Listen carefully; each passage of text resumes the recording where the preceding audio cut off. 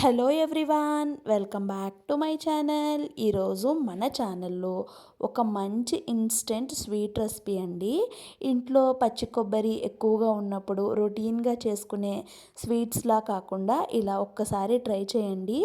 చాలా టేస్టీగా ఉంటుందండి. ఒక్కసారి ట్రై చేస్తే మీరు ఇంట్లో ఎప్పుడు కొబ్బరి ఉన్నా కూడా మీకు ఇదే స్వీట్ అయితే గుర్తొస్తుందండి. అంత టేస్టీగా ఉంటాయి. ప్రాసెస్ కూడా చాలా ఈజీ. దానికోసం నేను ఇక్కడ ముందుగా స్టవ్ వెలిగించి ఒక పాన్ పెట్టుకుంటున్నాను. పాన్ పెట్టుకొని ఒక చిన్న కప్తో ఒక కప్పు వరకు సూజీ రవ్వ, దీన్ని ఉప్మా రవ్వ, బొంబాయి రవ్వ అని కూడా అంటారండి. ఈ రవ్వను వేసుకొని మంచిగా ఫ్రై చేసుకోవాలి. సిమ్ ఫ్లేమ్లో పెట్టుకొని ఫ్రై చేసుకోవాలి. అది బాగా ఫ్రై అయిన తర్వాత కాచి చల్లార్చిన పాలని ఒక కప్పు పాలైతే వేసుకోవాలి. ఒక కప్పు పాలు వేసి ఆ పాలు రవ్వలో బాగా కలిసేలా కలుపుకున్న తర్వాత మళ్ళీ ఇంకో కప్పు వరకు వాటర్ వేసుకున్నాను. ఒకవేళ మీరు కావాలి అనుకుంటే 2 కప్పులు వాటర్ అయినా తీసుకోవచ్చు, లేదు అనుకుంటే 2 కప్పులు నీళ్ళైనా తీసుకోవచ్చు, లేదు అనుకుంటే ఇలా ఒక కప్పు పాలు ఒక కప్పు నీళ్లు తీసుకోవచ్చు. దీన్ని బాగా కలుపుకుంటూ ఎక్కడా కూడా ఉండలు లేకుండా మ్యాష్ చేసుకుంటూ ఇలా పాన్ నుంచి సపరేట్ అయ్యే వరకు కుక్ చేసుకొని స్టవ్ ఆఫ్ చేసి పక్కన పెట్టాను. ఇప్పుడు ఒక మిక్సీ జార్ తీసుకొని మనం ఏ కప్పుతో రవ్వ తీసుకున్నామో సేమ్ అదే కప్తో ఒక కప్పు వరకు పచ్చి కొబ్బరి తీసుకున్నాను. పచ్చి కొబ్బరిని మిక్సీ పట్టేసుకున్నానండి. ఎక్కడ కూడా చిన్న చిన్న ముక్కలు లేకుండా చాలా ఎక్కువగా మిక్సీ చేసేసుకున్నాను. ఇప్పుడు ఇలాంటి ఒక బౌల్ తీసుకొని దాంట్లోకి మనం ముందుగా మిక్సీ పట్టుకున్న పచ్చి కొబ్బరి మొత్తాన్ని వేసేసుకోవాలి. పచ్చి కొబ్బరి వేసుకున్న తర్వాత దీంట్లోకి ఒక 2 టేబుల్ స్పూన్ల వరకు మిల్క్ పౌడర్ వేసుకోవాలి. మీరు 10 రూపీ ప్యాకెట్స్ షాప్లో అవైలబుల్గా ఉంటాయండి, అవైనా వేసుకోవచ్చు. అదైతే ఒకటి వేసుకోవచ్చు. ఇలా పెద్ద ప్యాక్ ఉంటే 2 టేబుల్ స్పూన్లు వేసుకోండి. దీంట్లోకి స్వీట్నెస్ కోసం కొంచెం అంతా షుగర్ పౌడర్ అండి, పంచదార పొడి వేసుకున్నాను. తర్వాత కొంచెం యాలకుల పొడి వేసుకున్నాను. యాలకుల పొడి డైరెక్ట్గా లేకపోతే మీ దగ్గర పచ్చి కొబ్బరి మిక్సీ పట్టినప్పుడు కూడా వేసుకోవచ్చండి. ఇప్పుడు ఇవన్నీ కూడా కలిసేలాగా చేత్తో కలిపేసుకొని ఆ స్టఫింగ్ని పక్కన పెట్టేసుకున్నాను. ఇప్పుడు ముందుగా ఉడికించి పక్కన పెట్టుకున్న సూజీ రవ్వని బాగా చేత్తో సాఫ్ట్గా అయ్యేలాగా కలిపేసుకోవాలి. చూడండి, సాఫ్ట్గా ఇలా ముద్ద అయితే అవ్వాలి. ఇప్పుడు దీన్ని ఒక 3 ఉండల్లా అయితే సపరేట్ చేసుకుంటున్నాను. చూడండి, 3 ఉండలు పెద్ద పెద్ద ఉండల్లా చేసుకొని ఒక ఉండని తీసుకొని మిగతా వాటిపైన మూత పెట్టి పక్కన పెట్టేసుకుంటున్నాను. ఇప్పుడు ఇలా చపాతీ చేసుకునే బల్ల తీసుకొని దీనిపైన కొంచెం గోధుమ పిండిని కానీ మైదా పిండిని కానీ వేసుకొని కొంచెం మందంగా పూరీలా అయితే చేసుకోవాలి. మరీ పలుచగా చేసుకుంటే పీటకు అతుక్కుపోయి రాదండి. ఆయిల్లో ఫ్రై చేసేటప్పుడు కూడా విడిపోతుంది.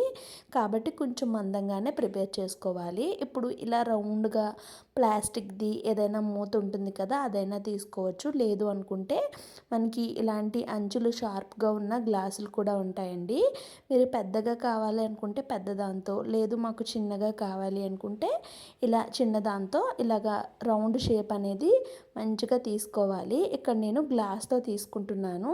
మరీ పెద్దగా లేదు, మరీ చిన్నగా లేదండి. చూడటానికి అందంగా ఉంటుందని నేను ఈ చిన్న గ్లాస్ తీసుకున్నాను. ఇప్పుడు వీటిని ఇలానే మొత్తం అన్నిటినీ ప్రిపేర్ చేసుకున్నాను. చూడండి, మీకు ఇక్కడ ఒకటి తీసి చూపిస్తున్నాను. ఎంత మందం ఉండాలో అనేది. కొంచెం మందంగానే ఉండాలి, మరీ పల్చగా అయితే అస్సలు ఉండకూడదు. ఇప్పుడు ముందుగా స్టఫింగ్ని ప్రిపేర్ చేసి పక్కన పెట్టుకున్నాం కదా, ఆ స్టఫింగు అలానే ఒక చిన్న కప్తో కొంచెం వాటర్ని కూడా ఇక్కడ పెట్టుకోవాలి.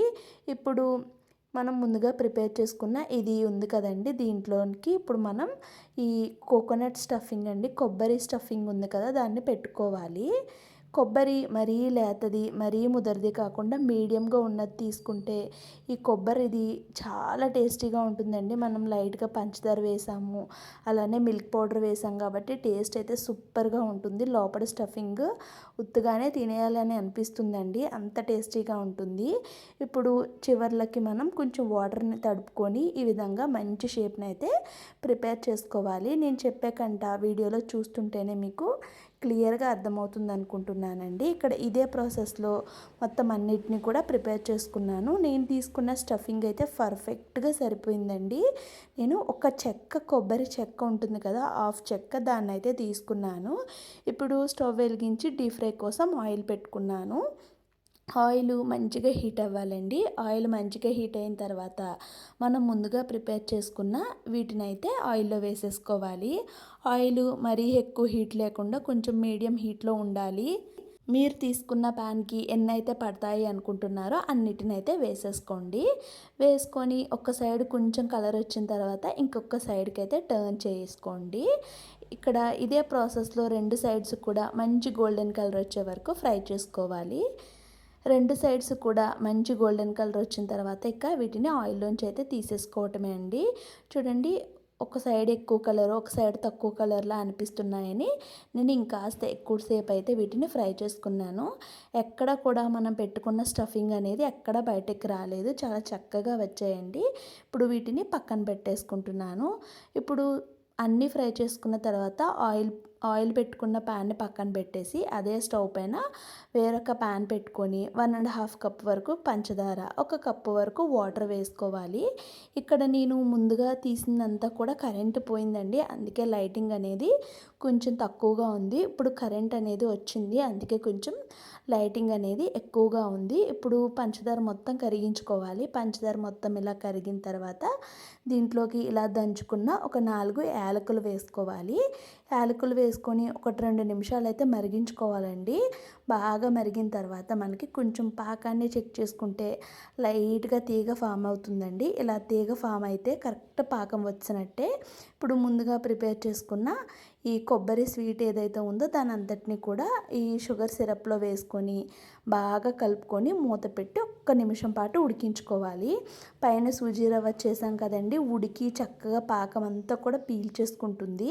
అటు ఇటు తిప్పుకొని ఇప్పుడు స్టవ్ ఆఫ్ చేసేసి మూత పెట్టి ఒక 10 మినిట్స్ తర్వాత మీకు ఇక్కడ నేను తీసి చూపిస్తున్నానండి. చూడండి, పాకం అంతా పీల్చేసుకొని అవి డబల్ సైజులో అయితే అయిపోయాయి. చాలా బాగుంటాయండి. మీ ఇంట్లో పచ్చి కొబ్బరి ఉంటే కనుక డెఫినెట్గా ఇలా ట్రై చేయండి. ఈ సంక్రాంతికి పిండి వంటలు చేసుకుంటూ ఉంటాం కదండి, నిల్వ ఉండే పిండి వంటలు. ఇవైతే మనకి ఒక 4-5 రోజులు నిల్వ ఉంటాయి. ఎప్పుడు కావాలంటే అప్పుడు పచ్చి కొబ్బరి ఉన్నప్పుడు ఈ స్వీట్ని అయితే ట్రై చేయండి. మరి ఈ స్వీట్ రెసిపీని మీరు ట్రై చేసి మీకు ఎలా వచ్చిందో కామెంట్ సెక్షన్లో కామెంట్ చేయండి. అండ్ అలానే వీడియో నచ్చితే వీడియోకి లైక్ చేసి మీ ఫ్రెండ్స్ అండ్ ఫ్యామిలీస్కి షేర్ చేయండి. Thanks for watching.